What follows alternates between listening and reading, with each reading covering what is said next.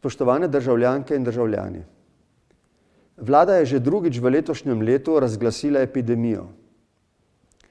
V tem času še nismo izvedeli vsega o virusu, vendar vemo dovolj o nas.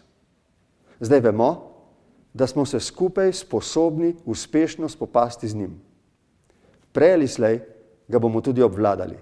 O tem ni dvoma. Do tja je pred nami težka, verjetno zelo težka pot. A prehodili jo bomo skupaj in nikogar ne bomo pustili zadaj. Pomagali si bomo tako, da bomo skrbeli zase in eden za drugega.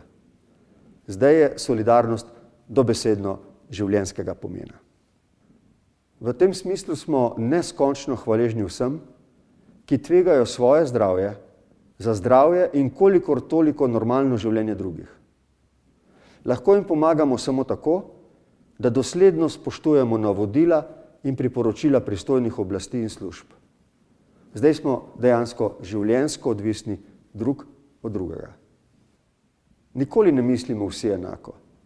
Tudi o virusu in o tem, kako ga premagati, nimamo vsi enakega mnenja.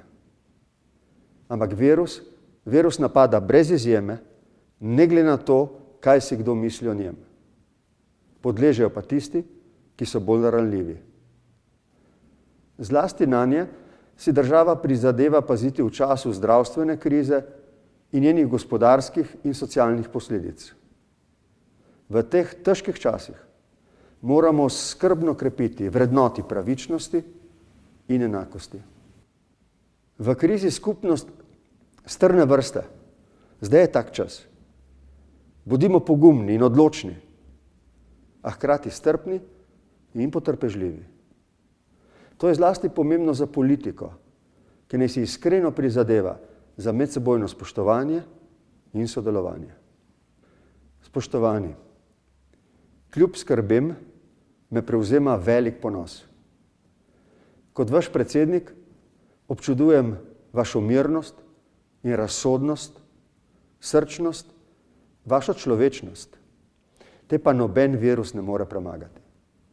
Zato vem, da bomo skupaj naposled zmagali. Srečno, Slovenija!